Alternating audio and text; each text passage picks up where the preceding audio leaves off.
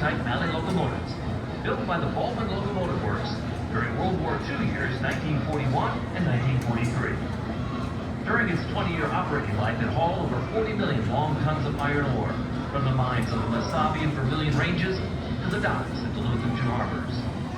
This engine weighs in at 566 tons and stretches 128 feet in length.